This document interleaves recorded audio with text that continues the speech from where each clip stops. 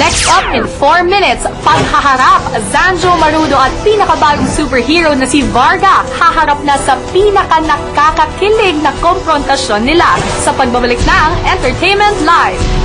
At pinakamalalaking issue sa showbiz ngayong linggo.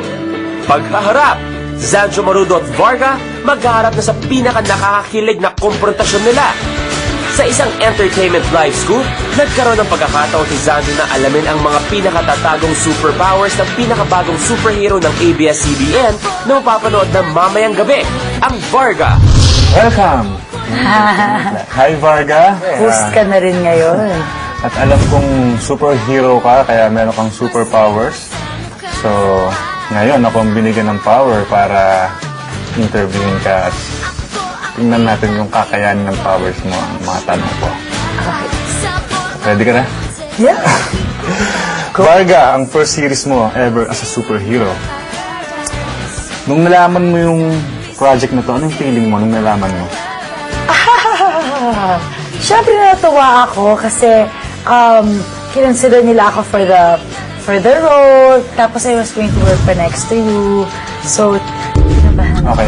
Ito na nga yung sunod-sunod. Ano naman ang nararamdaman mo na first time mo makakasama sa series ang pinakagwapong leading man ngayon ng ABS-CBN na si Zanjo Marudo? Siyempre, masaya. Masaya. Siyempre masaya kasi masaya. Bakit? Ba't masaya? Pag nagtitaping ba kayo, masaya ka ba? O... Masaya. Lagi nga akong good mood eh. Kaya pag napapakap ka, inaantok na ako. Pero sabi yung makeup artist ko, bakit kasi umalis na si Zanjo, inaantok na tuloy? Kasi, hello naman, mag-iitok lang ko ng umaga na. So, sa totoong buhay ba, meron ka ding power gaya ng power na ginawa mo na sinurprise mo ako ng birthday ko? So, paano mo ginawa yan? Kasi ikaw yung type of tao na ayaw mo mag-celebrate ng birthday. Tapos, naasar na siya kasi ang kulit-kulit ko. Kasi for him, it's a regular day. It's just July 23. Pero for the people around you, syempre big deal. Inisip ko muna, sino ba yung totoo niyang friends? Close siya sa Cover Boys, di ba? So, hiningi ko yung number ng Cover Boys. Tapos, text ako ng text. Ang tagal. Nagre-reply, nakakaasar. They're not here. Ganun talaga pag-artista.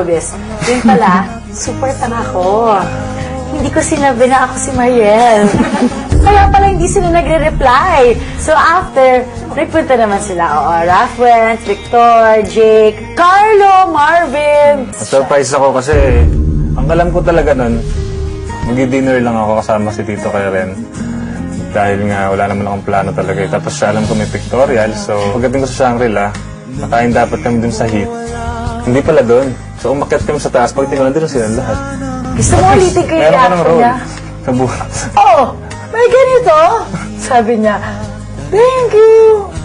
Yun. Pero super na yun, ha?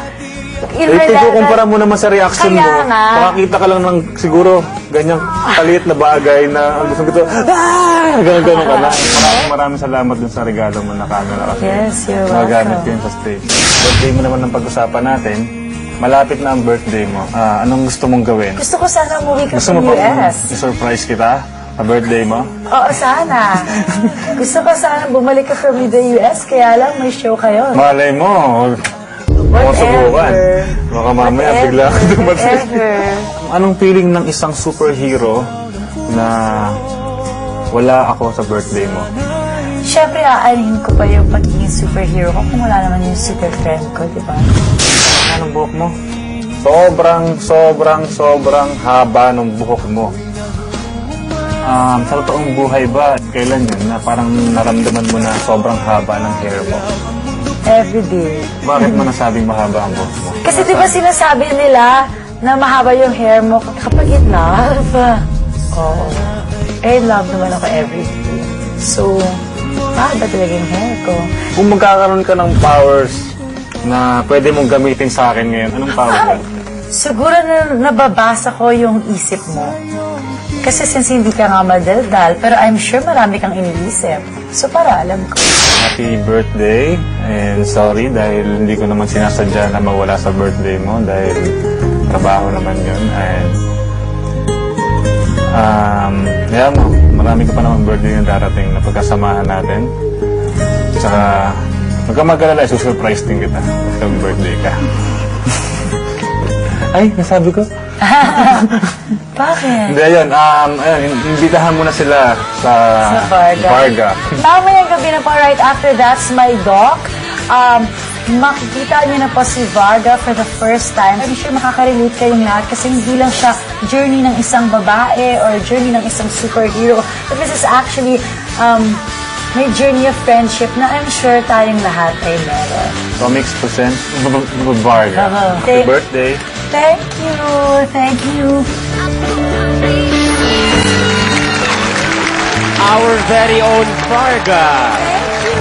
And advance happy birthday na Next week, I'm going to be 24. Abangan nila next week dahil may celebration kami para sa pinabagong superhero. I love it. Ang ganda-ganda ng interview, Nakakakilig, nakakatuwa. Parang nag-choke ka pa doon, Bianca. How was it being interviewed by Zanjo? I was very comfortable. Okay lang na sumagot, pero syempre iba hindi ko masagot, di ba? Parang okay, yun lang. Oo. Maraming ginawa sa editing. Hindi, no? Hindi. Yun na yun talaga. As it is na yun. As Ikaw is na talaga, yun. Luis. Oo. So, since nagbigay ng message si Zanjo bago siya umalis, ano naman ang message mo sa kanya ngayon na nasa stage siya? Syempre, good luck kasi the Cover Boys have a tour in the States, so good luck sa kanilang lahat. And I feel so bad for you kasi you won't get to watch Varga because mamaya na yon. After That's My Doc, mabuti pa, pumunta ka na lang sa someone na merong TFC para mapanood mo dahil mamaya na po yan. Sana po, huwag kayong maging katulad ni Zanjo na kawawa. Sana mapanood yung lahat ang Varga dahil mamaya dapat yung talagang abangan ang pagtatagpo ni Kapitan Boom and ni Varga. Yes! Mamaya! But of Mamaya course, si Kapitan Boom at si Varga. magkikita sila. Oo. Pero for now, Abel Bacudio, thank you for my outfit. Kikay Accessories, Wade Shoes, Hot Pink Zenzes, thank you, Meg, thank you. Oh, congratulations, Ma! Congratulations! Thank you, Eli, love you, thank you, thank you. Eto naman mula sa aming lahat po dito sa Entertainment Live, we'd like to greet happy birthday to the Queen of Philippine Movies. Happy birthday!